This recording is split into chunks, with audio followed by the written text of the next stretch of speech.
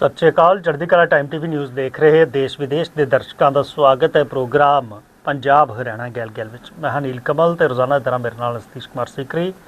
ਸਭ ਤੋਂ ਪਹਿਲਾਂ ਸਵਾਗਤ ਕਰ ਲੈਣੇ, ਫਿਰ ਚਰਚਾ ਕਰਾਂਗੇ ਅੱਜ ਦੇ ਅਹਿਮ ਮੁੱਦਿਆਂ ਤੇ। ਸਤੀਸ਼ ਜੀ ਰਾਮ ਰਾਮ। राम राम नीलकमल जी। ਹੋਰ ਸੁਣਾਓ ਕੀ ਲੈ ਕੇ ਆਏ ਅੱਜ? क्या लेके आए लियाने ना नीलकमल जी, हमारे पास क्या है वो रूटीन की बातें जो समाज के लिए फायदे की बात हो, जिससे समाज में सुधार हो, समाज में तय अंधविश्वास दूर हो। हमारी कोशिश यही हुआ है कि वो जो घटनाक्रम समाज में घटने लग रहा अपने दर्शकों के सामने उस न लियावा, ताकि हमारे 100 ते अगर एक आदमी भी जागरूक हो गया तो ये मान लो कि हम सफल हैं।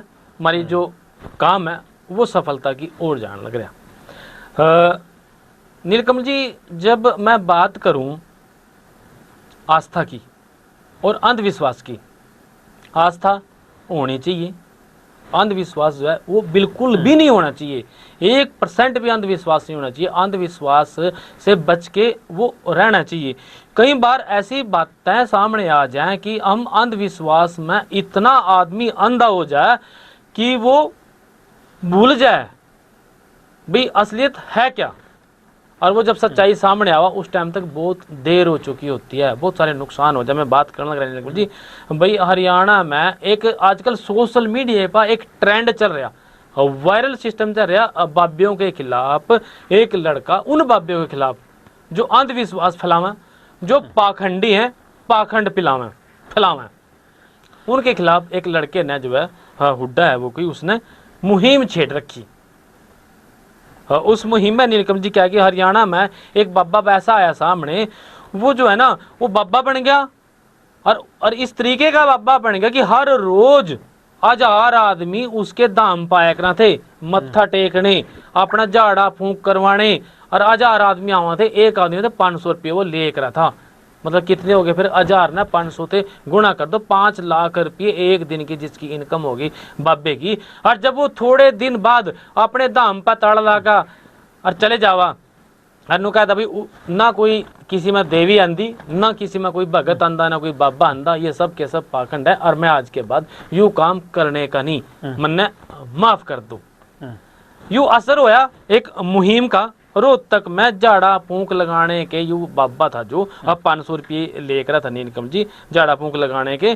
तो हरियाणा के जो खेड़ी गांव का चौगानन धाम है, इसमें जो है ताला लगाया का बाबा था जगतार सिंह।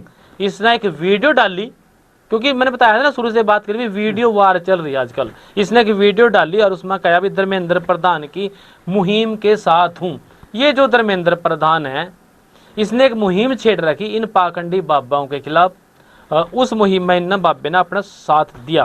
अब बाबा था कौन? यू जो बाबा था 2005 में यू रेडी लगाया करा था। रेडी लगाया का यू फिर आपत्तिजनक सामग्री उसका बेचे करता, सीडी सूडी कमा यू बेचे करा था। फिर भाई मोबाइल का ट्रेंड आ गया, इसने पूरे हरियाणा में मोबाइल की सिम बेची। लेकिन 2019 में दिमाग में आया भाई बाबा बन जो, और बाबियों की बड़ी कमाई है, और बहुत सारे लोग जो वो पीछा लग जा। इसना मैं तो नहीं कहूँगा भी अपनी दुकानदारी खोल ली, एक धाम खोल लिया, उसका जो है चौगानन धाम के नाम से नाम रख दिया। शुरुआत के टाइम में कोई भगत इस दौरान आने लगा, कोई जरूरतमंद कह लो, कोई दुखिया कह लो। उसके बाद ऐसा ऐसा आने वाले की लाइन लगने लगी। लोग नु कहने लगे बाबे के झाड़ फूंकते तो बड़ा फायदा हुआ। और भाई कई बार ना मार्केटिंग आदमी इस तरीके से करता नीलकमल जी, लोगों के दिमाग में वो बात बैठ जाए। हालांकि था कुछ नहीं, सारा का सारा पाखंड है। जो पहले कुछ और काम करा था और बाद में ताड़ा लगा बग गया, तो बीच वाला जो पीरियड था वो सारा का सारा पाखंड ही था नीलकमल जी। तो इसमें जो है हर रोज उसके पास 1000 लोग आने लग गए, और वो जो है ना 500 रुपये एक आदमी थे ऑनलाइन फीस लेकर था। साइड में गल्ला लग रहा था, माता के उनने मंदिर में अपनी मूर्ति लगा दी, अब विस्तार कराया। कोई उसमें दान भी चढ़ा हुआ था, 500 तो थे ही थे, उसके बाद दान दक्षिणा भी थी। और कोई नारियल चढ़ा रहा है, कोई भाई चुन्नी चढ़ा रहा, और कोई कपड़ा लत्ता चढ़ा रहा है, फल फ्रूट चढ़ा रहा। वह कमाई के साधन जो है न्यारे थे। पर एक लड़का धर्मेंद्र, उस धर्मेंद्र हुड्डा ने जो है एक मुहिम छेड़ दी सोशल मीडिया पर इन बाबियों के खिलाफ। भाई अंधविश्वास और पाखंड पर उन्हें प्रहार करना शुरू कर दिया। भाई ये जो समस्या है ये यहाँ जो है ये सब दिखावा है, कुछ नहीं है। और ये बाबे जो है हल करने का दावा करा भी पर्चा ला दा हम समस्या ना हल कर दा, बाकी होंदा कुछ नहीं। हुआ क्या है, इससे आदमी का आर्थिक शोषण हुआ, उसका टाइम जो है वो वेस्ट हुआ। अर्जी लगाने के नाम पर ये जो बाबे हैं भाई तेरी अर्जी लगा दूंगा, पैसे वसूल लें, किसी पे कितने किसी पे कितने, जैसा आदमी हो वैसे ही पैसे उस पे ले ला। अब ये भी इस बाबे ना खुद डर गया बाबा भाई तेरे खिलाफ तो हो गया, क्योंकि ना दो पक्ष हो गए नीलकमल जी। एक पक्ष तो कह रहा है अभी अंधविश्वास है और दूसरा पक्ष कह रहा है आस्था है। भाई आस्था और अंधविश्वास दोनों में फर्क है। मैं पहले ही कह रहा, आस्था होनी चाहिए, अंधविश्वास बिल्कुल नहीं होना चाहिए। इस बाबे का जो अंधविश्वास था वो सामने आ गया, क्योंकि इसने अपने दाम पे खुद ही ताला लगाकर वीडियो बनाई भाई आज के बाद मैं इस दाम पे नजर नहीं आने का, मैं चाहे दिहाड़ी करके खाऊं, मैं चाहे कुछ और काम करूं, पर मैं ये जो बाबागिरी ना कर रख दी ये नहीं करने का, मन्ना माफ कर दो, इसके बाद मेरी कोई दूसरी वीडियो पाइयो नहीं। जब ये मुहिम छेड़ दी इस लड़के ने, हुड्डा ने, तो बहुत सारे दूसरे बाबे भी सामने आए, इस मुहिम में शामिल हुए। वो जो है इन्हें आस्था बतावे कुछ लोग, कुछ इसने तो पाखंड हो गया, जो बाबा था ये इसका तो पाखंड सामने हो गया, लेकिन दूसरे ऐसे भी हैं भाई जो इसने आस्था बतावे और वो चैलेंज करा। फिर धर्मेंद्र प्रधान कहने लगे भाई मनीषा हत्याकांड हो रहा, अगर तुम इतने ही पर्चा लाने वाले हो तो बता दो फिर मनीषा हत्याकांड किसने करे, किसने मारी। सीबीआई जांच करने लग रही उसकी, पहले पुलिस ने जांच करी, फिर बाबे अपना बात ने नहीं कहता भाई ये तो सीबीआई का काम है, यू पुलिस का काम है, यू प्रशासन का काम है, सब बाबे का काम है नहीं। भाई जब बाबे तो हम पर्चा ला सको फिर बता दे क्यों नहीं।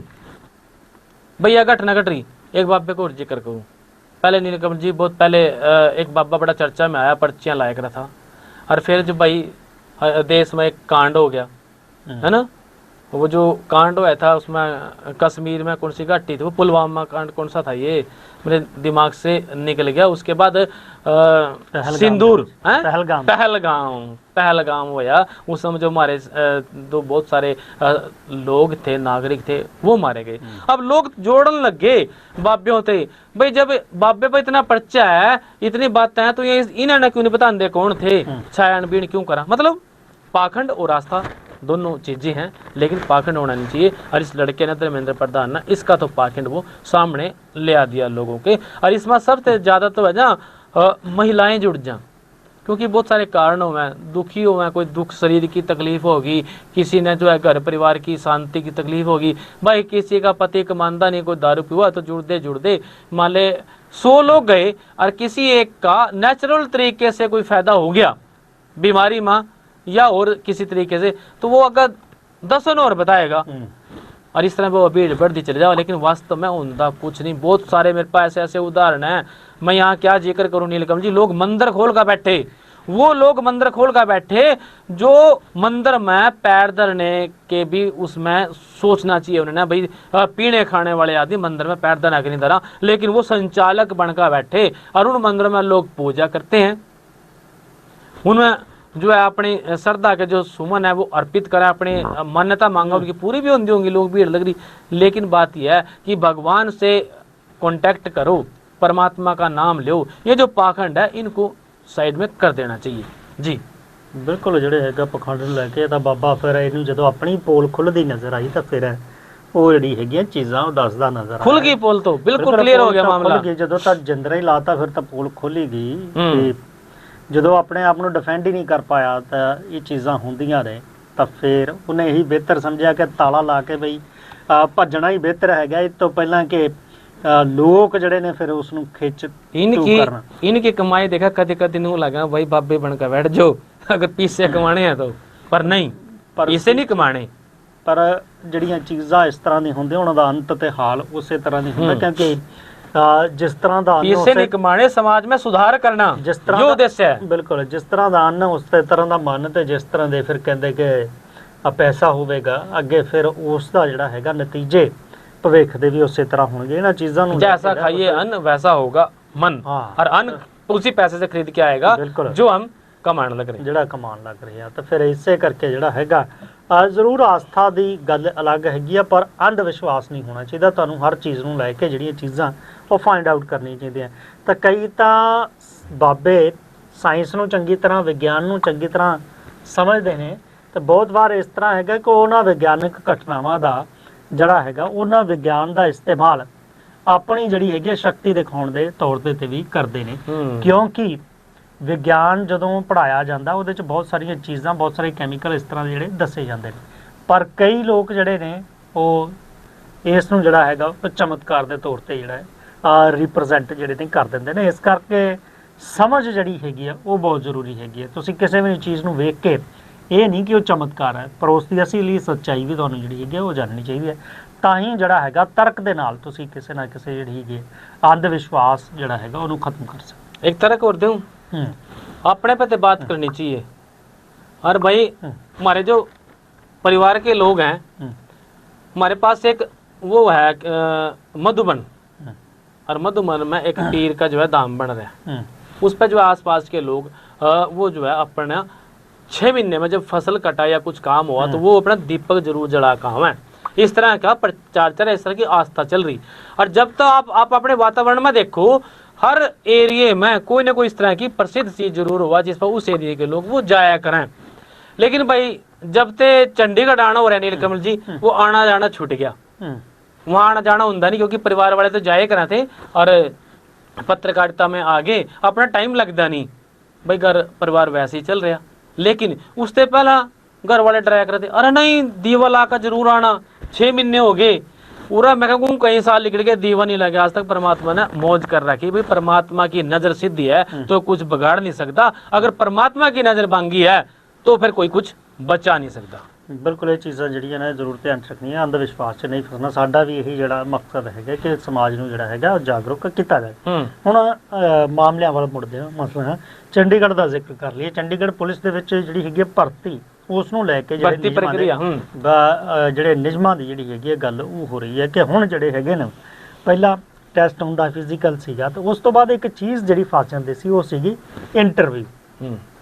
ਤਾਂ ਹੁਣ ਜਿਹੜੇ ਹੈਗੇ ਆ ਉਹਦੇ ਵਿੱਚ ਜਿਹੜਾ ਹੈਗਾ ਬਦਲਾਵ ਕੀਤਾ ਗਿਆ ਕਿ ਇੰਟਰਵਿਊ ਜਿਹੜੀ ਹੈਗੀ ਹੈ ਉਹ ਹੁਣ ਉਹ ਨਹੀਂ ਹੋਵੇਗੀ, ਟੈਸਟ ਹੋਵੇਗਾ, ਹੋਰ ਜਿਹੜੀਆਂ ਚੀਜ਼ਾਂ ਨੇ ਉਹ ਹੋਣਗੀਆਂ। ਉਸ ਤੋਂ ਬਾਅਦ ਭਰਤੀ ਪ੍ਰਕਿਰਿਆ ਜਿਹੜੀ ਹੈ ਹੋਵੇਗੀ। ਜਿਵੇਂ ਕਿ ਪੰਜਾਬ ਤੇ ਹਰਿਆਣਾ ਦੇ ਵਿੱਚ ਜਿਹੜੀ ਹੈਗੀ ਆ ਪੁਲਿਸ ਜਿਹੜੀ ਭਰਤੀ ਪ੍ਰਕਿਰਿਆ ਹੈਗੀ ਹੈ, ਇਹਦੇ ਵਿੱਚ ਜਿਹੜੇ ਨੇ ਉਹ ਕਿ ਇੰਟਰਵਿਊ ਜਿਹੜੇ ਨੇ ਉਹ ਨਹੀਂ ਹੁੰਦੇ। ਇੰਟਰਵਿਊਆਂ ਦਾ ਖਾਸ ਮਕਸਦ ਇਹ ਵੀ ਹੈਗਾ ਸੀ ਜੀ ਕਿਤੇ ਨਾ ਕਿਤੇ ਕਿ ਇਹਦੇ ਗੋਲਮਾਲ ਹੋ ਜਾਵੇ। ਜਦੋਂ ਸਾਰਾ ਕੁਝ ਹੋ ਜਾਂਦਾ ਤਾਂ ਇੰਟਰਵਿਊ ਦੇ ਵਿੱਚ ਜਦੋਂ ਬੰਦਾ ਅੱਗੇ ਪਹੁੰਚਦਾ ਆ ਤਾਂ ਫਿਰ ਉੱਥੇ ਜਿਹੜੀ ਇਹ ਚੀਜ਼ਾਂ ਉਹ खराब हो जाती है। ऐसी बातें सामने आया करती पहले के टाइम में, भाई फिजिकल कर लिया किसी ने और फिजिकल में तो आए नंबर कम, और भाई इंटरव्यू में 25 में लग जाते 24, और वो सारे जोड़ का आदमी हो जाता भर्ती।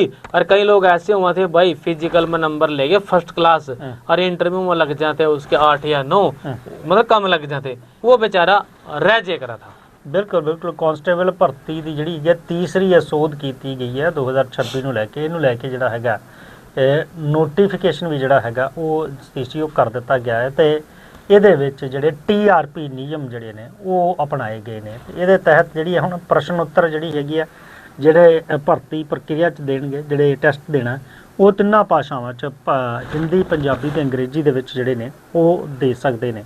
ਤੇ ਇੰਟਰਵਿਊ ਨੂੰ ਲੈ ਕੇ ਕਹਿੰਦੇ ਜਿਹੜੀ ਹੈਗੀ ਆ ਉਹ ਜ਼ੀਰੋ ਨੀਤੀ ਇਹਦੇ ਵਿੱਚ ਅਪਣਾਈ ਗਈ ਹੈ ਕਿ ਹੁਣ ਇਸ ਭਰਤੀ ਦੇ ਵਿੱਚ ਤੁਹਾਨੂੰ ਇੰਟਰਵਿਊ ਜਿਹੜਾ ਹੈਗਾ ਉਹ ਨਹੀਂ ਦੇਣਾ ਪਵੇਗਾ, ਕਿਉਂਕਿ ਮਨੁੱਖੀ ਦਖਲਅੰਦਾਜ਼ੀ ਤੇ ਜਿਹੜੀ ਤੁਸੀਂ ਪੱਖਪਾਤ ਦੀ ਗੱਲ ਕੀਤੀ ਹੈ ਇਹ ਸਭ ਤੋਂ ਵੱਡੀ ਜਿਹੜੀ ਗੱਲ ਹੈਗੀ ਆ।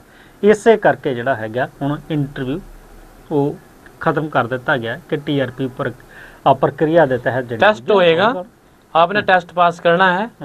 और टेस्ट में भाई एक बात और बता दूं, 100 नंबर का टेस्ट है, लेकिन मार्किंग जो है वो नेगेटिव मार्किंग है। अगर आपने तुक्काबाजी करने की कोशिश करी, कोई गलत सवाल का जवाब दे दिया तो 2.5 नंबर आपके वो कट जाएंगे। मतलब 4 सवालों के पीछे 4 गलत के पीछे 1 नंबर आपका उड़ जाएगा।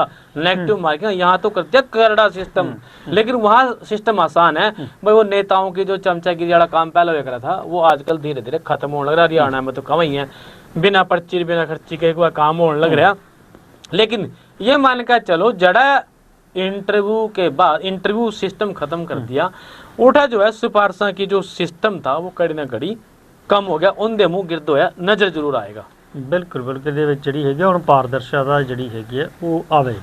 ਹਰਿਆਣਾ 'ਚ ਸਤੀਸ਼ ਜੀ ਕਾਵੜ ਯਾਤਰਾ ਜਿਹੜੀ ਹੈਗੀ ਆ ਉਹ ਚੱਲ ਰਹੀ ਹੈ। ਹਾਂ। ਇੱਕ ਜ਼ਿਕਰ ਜੇ ਕਹੀਏ ਤਾਂ ਬੀਤੇ ਸਮਿਆਂ ਦੇ ਵਿੱਚ ਵੀ ਸੁਰੱਖਿਆ ਪ੍ਰਬੰਧਾਂ ਨੂੰ ਲੈ ਕੇ ਜਿਹੜਾ ਹੈਗਾ ਉਹ ਬਹੁਤ ਸਾਰੀਆਂ ਚੀਜ਼ਾਂ ਸਾਹਮਣੇ ਆਈਆਂ ਸੀ। ਇਸ ਵਾਰ ਵੀ ਜਿਹੜਾ ਹੈਗਾ ਹਰਿਆਣਾ, ਉੱਤਰਾਖੰਡ, ਜਿੱਥੇ ਜਿੱਥੇ ਯਾਤਰਾ ਜਾਣੀ ਹੈ ਉਹਨਾਂ ਸਰਕਾਰਾਂ ਨੇ ਜਾਂ ਪ੍ਰਸ਼ਾਸਨ ਨੇ ਜਿਹੜੇ ਹੈਗੇ ਆ ਖਾਸ ਪੁਖਤਾ ਪ੍ਰਬੰਧ ਜਿਹੜੇ ਨੇ ਉਹ ਕੀਤੇ ਹੋਏ ਨੇ। ਪਰ ਹਿਸਾਰ ਦੇ ਵਿੱਚ ਜਿਹੜੀ ਹੈਗੀ ਆ ਉਹ ਭੀੜ ਦੇ ਉੱਤੇ ਫਾਇਰਿੰਗ ਦੀ ਜਿਹੜੀ ਹੈਗੀ ਹੈ वो जानकारी जी आ रही है किवें इसनूं जरा तुसीं देख बिल्कुल नीलकमल जी, सही बात आपने की।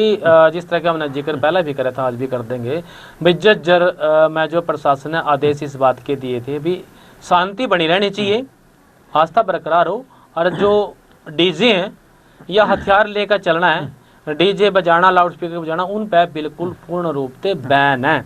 बात करिए आपने हिसार की, हिसार में नीलकमल जी कावड़ियों की जो भीड़ थी उस पर किसी ने फायरिंग कर दी। हालांकि फायरिंग करने वाले के नीलकमल जी वो भाग गए थे, हो सकता है उनकी शायद पहचान हो गई है। इसमें जो है एक पति पत्नी समेत, मतलब दंपति समेत एक 12 साल की जो बच्ची थी उसका भी जो है गोली लगने की बात सामने आई। MLA के वो पास पहुंचे, मामला वहां पहुंचा, हॉस्पिटल में जो है भर्ती कराया गया। बताओ भाई 6 जो बदमाश थे उन्होंने इस वारदात को अंजाम वो दे दिया। बुधवार देर रात की बात आया कल की, और बदमाशों ने जो विधायक है सावित्री जिंदल के अस्पताल के पास खूनी जो खेल है वो खेल दिया।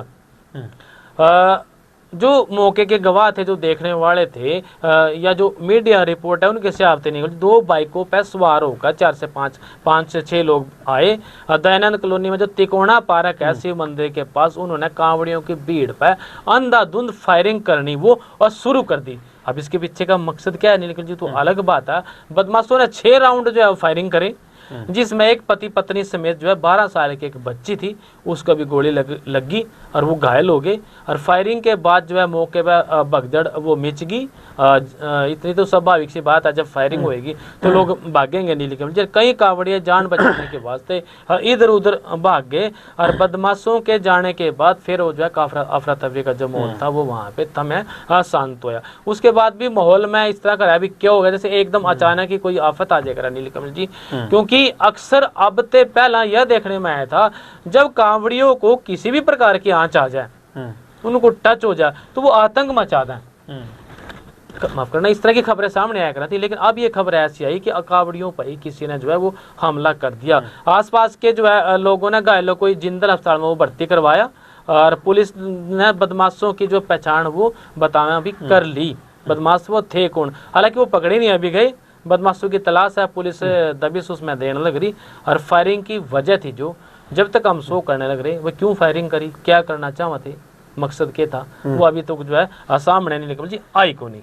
ਬਿਲਕੁਲ ਇਹ 'ਚ ਮਕਸਦ ਕੀ ਸੀਗਾ, ਇਹ ਵੀ ਚੀਜ਼ਾਂ ਜਿਹੜੀਆਂ ਨੇ ਕਲੀਅਰ ਹੋਣਗੀਆਂ। ਪਰ ਹਾਂ ਜਿਹੜੀ ਚੀਜ਼ ਇਹ ਹੈਗੀ ਹੈ ਕਿ ਇਹਦੇ ਉੱਤੇ ਕਾਵੜੀਆਂ ਦੇ ਉੱਤੇ ਜਿਹੜਾ ਇਹ ਭੀੜ ਦੇ ਉੱਤੇ ਗੋਲੀਬਾਰੀ ਹੋਈ ਹੈ, ਇਹਦੇ ਵਿੱਚ ਇੱਕ 12 ਸਾਲ ਦੇ ਨੌਜਵਾਨ ਮਾਸੂਮ ਹੈਗਾ, ਉਹਦੀ ਮੌਤ ਦੀ ਵੀ ਜਿਹੜੀ ਹੈਗੀ ਗੋਲੀ ਲੱਗਣ इसी में खबर दी ਜਿਹੜੀ ਹੈਗੀ ਹੈ ਉਹ। हाँ, वो फिर आपकी जानकारी में है, मेरी में था नहीं, मेरी में इतना था कि बच्ची जो है घायल हो गई थी। बिल्कुल ਇਹਦੇ दुरुस्त कर दिया आपने, अपडेट कर दिया, धन्यवाद जी। ਬਿਲਕੁਲ ਉਹਨੂੰ ਜਿਹੜੀ ਹੈਗੀ ਹੈ ਗੋਲੀ ਲੱਗੀ ਹੈਗੀ ਹੈ, ਹੁਣ ਜਿਹੜੀ ਹੈਗੀ ਹੈ ਜਾਂਚ ਹੋ ਰਹੀ ਹੈ। ਗੱਲ ਕਰਦੇ ਆ ਚੰਡੀਗੜ੍ਹ ਦੀ। ਚੰਡੀਗੜ੍ਹ ਦੇ ਵਿੱਚ ਜਿਹੜੀ ਜ਼ਿਲ੍ਹਾ ਅਦਾਲਤ ਹੈਗੀ ਹੈ ਉਸਨੇ ਫਿਲਮ ਸਟਾਰ ਸਲਮਾਨ ਖਾਨ ਤੇ ਉਹਨਾਂ ਦੀ ਭੈਣ ਜਿਹੜੀ ਹੈਗੀ ਹੈ, ਉਹ ਸੁਪਰਸਟਾਰ ਸਲਮਾਨ ਖਾਨ ਦੀ ਭੈਣ ਜਿਹੜੀ ਅਲਵੀਰਾ ਖਾਨ ਹੈਗੀ ਹੈ, ਉਹਨੂੰ ਵੀ ਜਿਹੜਾ ਹੈਗਾ ਜ਼ਿਲ੍ਹਾ ਅਦਾਲਤ ਦੇ ਵਿੱਚ 5 ਅਕਤੂਬਰ ਨੂੰ ਜਿਹੜਾ ਪੇਸ਼ ਹੋਣ ਦੇ ਜਿਹੜੇ ਨੇ ਉਹ ਹੁਕਮ ਦਿੱਤੇ ਨੇ। ਇਹ ਪੂਰਾ समन जारी करे, ਬਿਲਕੁਲ ਸਮਨ ਜਾਰੀ ਕੀਤੇ ਨੇ ਕਿ 5 ਤਰੀਕ ਨੂੰ ਜਿਹੜੇ ਆ ਫਿਜ਼ੀਕਲ ਤੌਰ ਦੇ ਉੱਤੇ ਜਿਹੜੇ ਨੇ ਉਹ ਜ਼ਿਲ੍ਹਾ ਅਦਾਲਤ ਦੇ ਵਿੱਚ ਉਹ ਪੇਸ਼ ਹੋਣ।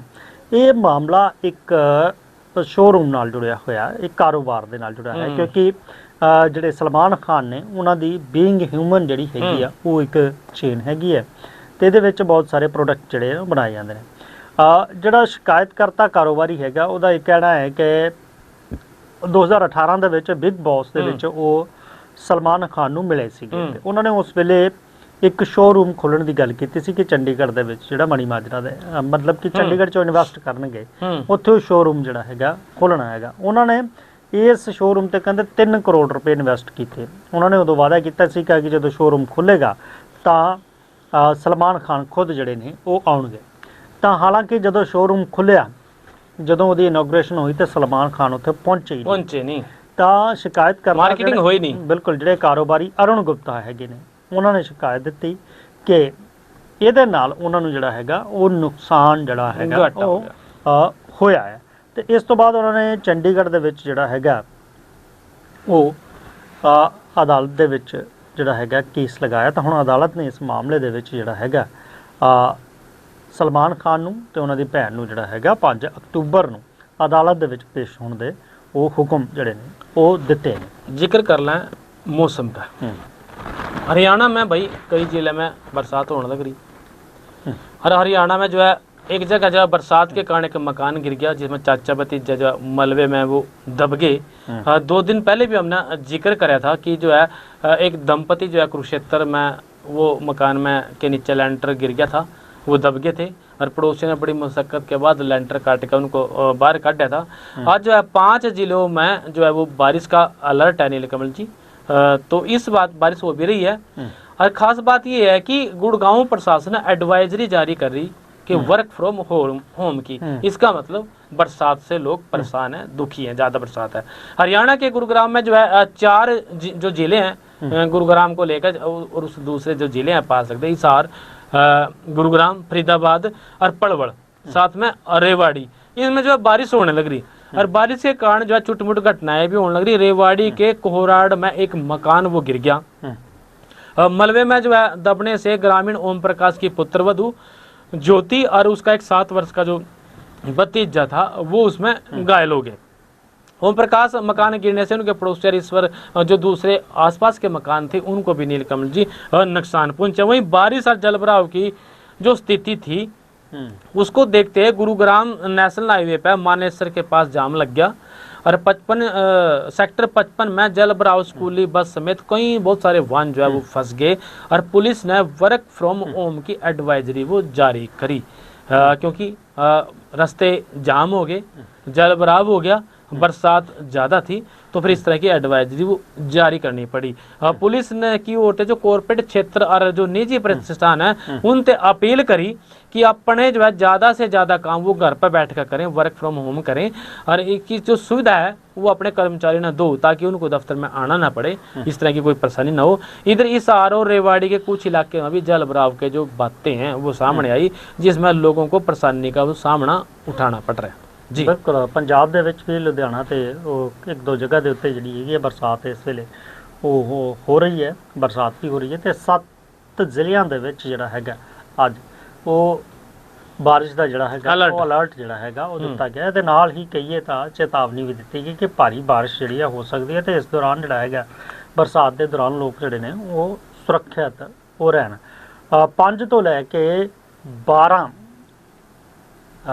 mm ਜਿਹੜੀ ਹੈਗੀ 5 ਅਗਸਤ ਨੂੰ ਸਭ ਤੋਂ ਜ਼ਿਆਦਾ ਬਾਰਿਸ਼ ਜਿਹੜੀ ਹੈ ਉਹ ਬਰਨਾਲਾ ਦੇ ਵਿੱਚ ਜਿਹੜੀ ਹੈਗੀ ਉਹ ਦਰਜ ਕੀਤੀ ਗਈ। ਇਸ ਤੋਂ ਇਲਾਵਾ ਅੰਮ੍ਰਿਤਸਰ, ਗੁਰਦਾਸਪੁਰ, ਫਤਿਹਗੜ੍ਹ ਸਾਹਿਬ ਤੇ ਲੁਧਿਆਣਾ ਦੇ ਵਿੱਚ ਜਿਹੜੀ ਹੈਗੀ ਹੈ ਉਹ ਵੀ ਜਿਹੜੀ ਹੈਗੀ ਹੈ 6 ਮਿਲੀਮੀਟਰ ਤੋਂ ਲੈ ਕੇ 2.5 ਮਿਲੀਮੀਟਰ ਤੱਕ ਜਿਹੜੀ ਹੈਗੀ ਹੈ mm ਤੱਕ ਜਿਹੜੀ ਹੈਗੀ ਬਾਰਿਸ਼ ਉਹ ਦਰਜ ਉਹ ਕੀਤੀ ਗਈ ਹੈ। ਤੇ ਇਹਦੇ ਨਾਲ ਜਿਹੜੇ ਹੈਗੇ ਹੁਣ ਅਲਰਟ ਜਿਹੜਾ ਅੱਜ ਦਿੱਤਾ ਗਿਆ ਕਿ ਪੰਜਾਬ ਦੇ ਵਿੱਚ ਵੀ ਭਾਰੀ ਬਰਸਾਤ ਜਿਹੜੀ ਹੈ 24 ਘੰਟਿਆਂ ਦੇ ਦੌਰਾਨ ਜਿਹੜੀ ਹੈ ਉਹ ਹੋ ਸਕਦੀ ਹੈ। ਇਹ ਜਿਹੜਾ ਹੈਗਾ ਉਹ ਸੀ ਮੌਸਮ ਦਾ ਹਾਲ। ਤੇ ਗੱਲ ਕਰ ਲਈਏ ਮੁਲਾਜ਼ਮਾਂ ਦੀ। ਡੀਏ ਦਾ ਮਾਮਲਾ ਪੰਜਾਬ ਦੇ ਵਿੱਚ ਬੜਾ ਵੱਡਾ ਜਿਹੜਾ ਉਹ ਬਣਿਆ ਹੋਇਆ ਹੈ ਕਿ ਡੀਏ ਨੂੰ ਲੈ ਕੇ ਜਿਹੜਾ ਹੈਗਾ ਉਹ ਮੁਲਾਜ਼ਮ ਲਗਾਤਾਰ ਲੜਾਈ ਜਿਹੜੇ ਨੇ ਉਹ ਲੜ ਰਹੇ ਨੇ। ਹਾਈ ਕੋਰਟ ਨੇ ਵੀ ਹੁਕਮ ਦਿੱਤੇ ਸੀ ਪੰਜਾਬ ਸਰਕਾਰ ਨੂੰ ਕਿ ਇਹਦੇ ਜਿਹੜੇ ਹੈਗੇ ਆ ਡੀਏ ਉਹ 15 ਦਿਨ ਦੇ ਵਿੱਚ ਜਿਹੜਾ ਹੈਗਾ ਦਿੱਤਾ ਜਾਵੇ, ਨਹੀਂ ਤਾਂ ਜੇ ਲੇਟ ਹੋਵੇਗਾ ਤੇ 6% ਜਿਹੜਾ ਹੈਗਾ ਉਹ ਵਿਆਜ ਦੇਣਾ ਪਵੇਗਾ। ਤਾਂ ਇਹਨੂੰ ਲੈ ਕੇ ਪੰਜਾਬ ਸਰਕਾਰ ਨੇ ਜਿਹੜੀ ਹੈਗੀ ਆ ਬੀਤੇ ਦਿਨੀ ਉਹ ਸਥਿਤੀ ਵੀ ਜਿਹੜੀ ਹੈਗੀ ਆ ਉਹ ਕਲੀਅਰ ਉਹਨਾਂ ਨੇ ਕੀਤੀ ਸੀਗੀ ਕਿ ਆਖਰ ਇਹਦੇ ਵਿੱਚ ਪੇਚੀਦਗੀਆਂ ਕੀ ਹੈਗੀਆਂ ਨੇ। ਪੁਰਾਣੀਆਂ ਸਰਕਾਰਾਂ ਵੇਲੇ ਦੇ ਸਮੇਂ ਦੀ ਜਿਹੜੀ ਹੈਗੀ ਉਹਨਾਂ ਨੇ ਗੱਲ ਕੀਤੀ ਕਿ ਉਸ ਵੇਲੇ ਜਿਹੜੇ ਹੈਗੇ ਆ ਡੀਏ ਨੂੰ ਲੈ ਕੇ ਸਥਿਤੀਆਂ ਹੋਈਆਂ ਸੀਗੀਆਂ। ਉਹ ਕਹੇ कि बहुत सारे उन्होंने जो पल्ला था वो पुरानी सरकारों पर झाड़ दिया। बिल्कुल वह पिछली सरकारों के टाइम की बात है और ये भी इसमें जो है वो विशेषज्ञों से राय लेने लग रही क्योंकि राय ले लिया ਉਹਦੇ ਵਿੱਚ ਇਹ ਵੀ ਦੇਖ ਰਿਹਾ ਕਿ ਸੰਵਿਧਾਨਕ ਪੱਖ ਕੀ ਕਾਨੂੰਨੀ ਪੱਖ ਕੀ ਨੇ ਇਹਦੇ ਬਾਰੇ ਜਿਹੜੀ ਹੈਗੀ ਵਿਸ਼ੇਸ਼ मतलब पेच फंस सका ਜਿਹੜੀ ਇਹ ਕੀਤੀ ਜਾ ਰਹੀ ਹੈ। ਪੇਚ ਫਸ ਸਕਦਾ ਤੇ तमाम ਤਰ੍ਹਾਂ ਦੇ ਕਿੰਨਾ ਦੇਣਾ ਕੀ ਕਰਨਾ ਇਹ ਜਿਹੜਾ ਹੈਗਾ ਸਰਕਾਰ ਹਾਲੇ ਵਿਚਾਰ ਉਹ ਕਰ ਰਹੀ ਹੈ। ਉਧਰੋਂ ਆਦੇਸ਼ ਤਾਂ ਹਾਈ ਕੋਰਟ ਨੇ ਦੇ ਦਿੱਤੇ। ਗੱਲ ਇਹ ਵੀ ਚੱਲ ਰਹੀ ਸੀ ਕਿ ਇਸ ਤੋਂ ਬਾਅਦ ਪੰਜਾਬ ਸਰਕਾਰ ਜਿਹੜੀ ਹੈਗੀ ਹੈ ਇਸ ਫੈਸਲੇ ਨੂੰ ਸੁਪਰੀਮ ਕੋਰਟ ਦੇ ਵਿੱਚ ਚੁਣੌਤੀ ਦੇ ਸਕਦੀ ਹੈ। ਬਿਲਕੁਲ ਇਸ ਤੋਂ ਪਹਿਲਾਂ ਪੰਜਾਬ ਸਰਕਾਰ ਸੁਪਰੀਮ ਕੋਰਟ 'ਚ ਚੁਣੌਤੀ ਦੇਵੇ, ਮੁਲਾਜ਼ਮ ਜਥੇਬੰਦੀਆਂ ਜਿਹੜੀਆਂ ਨੇ ਉਹ ਇਸ ਤੋਂ ਪਹਿਲਾਂ ਹੀ ਜਿਹੜੀਆਂ ਨੇ ਉਹ ਸੁਪਰੀਮ ਕੋਰਟ ਜਿਹੜੀਆਂ ਨੇ ਉਹ ਪਹੁੰਚ ਗਈਆਂ ਨੇ। ਉਹਨਾਂ ਨੇ ਇੱਕ ਜਿਹੜੀ ਹੈਗੀ ਆ ਉਹ ਪਟੀਸ਼ਨ ਜਿਹੜੀ ਹੈ ਕੈਵੀਏਟ ਪਟੀਸ਼ਨ ਜਿਹੜੀ ਹੈਗੀ ਆ ਉਹ ਸੁਪਰੀਮ ਕੋਰਟ ਦੇ ਵਿੱਚ ਲਾ ਦਿੱਤੀ ਹੈ।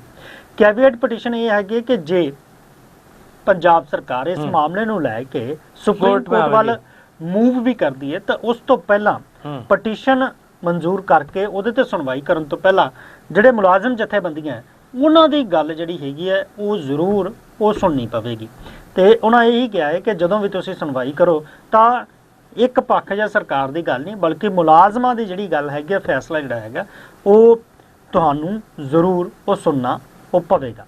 ਇੱਕ ਹੋਰ ਗੱਲ ਹੈਗੀ ਹੈ, ਇਹ ਵੀ ਕਿਹਾ ਜਾ ਰਿਹਾ ਹੈ, ਇਹ ਵੀ ਗੱਲ ਹੈਗੀ ਹੈ ਕਿ ਕੈਵੀਏਟ ਪਟੀਸ਼ਨ ਜਿਹੜੀ ਲਗਾਈ ਹੈ ਮੁਲਾਜ਼ਮਾਂ ਦੇ ਵੱਲੋਂ मतलब कि सीधी एक तरफा कोई बात ना हो, एक तरफा दोनों को आमने सामने करके दोनों को डेट ले लो और दोनों से जो है बात करो। ये बात मतलब है बात का जी ਬਿਲਕੁਲ ਗੱਲ ਤਾਂ ਇਹ ਵੀ ਹੈ, ਇਹੀ ਗੱਲ ਦਾ ਮਤਲਬ ਇਹ ਹੈ ਕਿ ਦੋਨਾਂ ਦੇ ਜਿਹੜਾ ਪੱਖ ਸੁਣਿਆ ਜਾਏ। ਉਹਦੇ ਨਾਲ ਜਿਹੜਾ ਹੈਗਾ ਜਿਹੜੀ ਕੈਵੀਏਟ ਪਟੀਸ਼ਨ ਹੈਗੀ ਹੈ ਇਹ ਕਿਹਾ ਜਾਂਦਾ ਹੈ, ਇੱਕ ਮੰਨਦੇ ਨੇ ਕਿ ਇਹ ਜਿਹੜੀ ਹੈਗੀ 90 ਦਿਨਾਂ ਤੱਕ ਜਿਹੜੀ ਹੈਗੀ ਹੈ ਵੈਲਿਡ ਉਹ ਹੈਗੀ ਹੈ। ਜੇ ਸਰਕਾਰ 90 ਦਿਨਾਂ ਤੱਕ ਨਹੀਂ ਜਾਂਦੀ ਤਾਂ ਫਿਰ ਇਹ ਜਿਹੜੀ ਹੈਗੀ ਆ ਪਟੀਸ਼ਨ ਉਹ ਕਹੀਏ ਤਾਂ ਆਪਣੇ ਆਪ डिफ्यूज हो जाएगी। लेकिन सरकार जो है 90 दिन से पहले जाएगी क्योंकि जा सकती है, क्योंकि 15 दिन का उनको टाइम है। अगर 15 दिन में नहीं गए तो फिर 6% ब्याज देना पड़ेगा। अगर वो जो है कोर्ट में जाते हैं एक बैच की से दूसरे बैच में चले जाएंगे, फिर उसके बाद ऊपर कोर्ट है, बहुत सारे रस्ते हो निकल जी टाइम को ਪਾਸ ਕਰਨੇ ਕੇ ਟਾਈਮ ਨੂੰ ਪਾਸ ਕਰਨ ਦੇ ਵੀ ਰਸਤੇ ਹੋ ਸਕਦੇ ਹੁੰਦੇ ਨੇ। ਪਰ ਇਹ ਵੀ ਗੱਲ ਹੈਗੀ ਕਿ ਜੇਕਰ 90 ਦਿਨ 3.5 ਮਹੀਨੇ ਉਸ ਤੋਂ ਬਾਅਦ ਅੱਗੇ ਟਾਈਮ ਲੰਘ ਜਾਂਦਾ ਤਾਂ ਫਿਰ ਤਾਂ ਹੋ ਸਕਦਾ ਹੈ ਕਿ ਇਲੈਕਸ਼ਨਾਂ ਦਾ ਟਾਈਮ ਦਾ ਜਿਹੜਾ नहीं अभी तो ले लो, जब काम वो पिटीशन डाल देंगे 90 दिन वैसे उनको बुला लेंगे, आमने सामने बात होगी, टाइम तो गुजर जाएगा। मतलब पेच जो है वो फंसना लगभग ये कह सका भी तय है। बिल्कुल ਇਸ ਤੋਂ ਪਹਿਲਾਂ ਕਿ ਸਰਕਾਰ ਪਹੁੰਚੇ ਉਸ ਤੋਂ ਪਹਿਲਾਂ ਮੁਲਾਜ਼ਮ पहुंच गए कि अपनी गल ਜਿਹੜੀ ਹੈਗੀ ਉਹ मजबूती ਨਾਲ पक्ष ਜਿਹੜਾ ਹੈ ਉਹ ਰੱਖਿਆ। एक वीडियो में देख रहा था नीलकमल जी सोशल मीडिया पर, वीडियो थी हरियाणा में जो बैंक फ्रॉड हुआ था, उसमें एक आरोपी था, उस आरोपी ने पुलिस वाले जो है बाहर लेकर आए थे, किसी होटल का वो वीडियो था। और भाई पूछा गया भाई उस अस्पताल में इलाज करवाने के बहाने तब इसने बाहर करते लेकर आए, तो उसने एक पुलिस वाला कहना देखा भाई हम तो रोटी खाने के लिए आए थे। उस वीडियो से मेरे बात याद आ गई। ये जो है 560 करोड़ बैंक फ्रॉड के मामले में एक IAS अफसर की बेल जो है वो रिजेक्ट हुई। बेल लगाई थी उसने और बोले भाई सिर्फ बैंक बदलने की मंजूरी दी थी। उस अफसर ने अपनी बात करी, CBI का दावा है सरकार का जो पैसा है वो इधर से उधर जो है वो कराया गया था।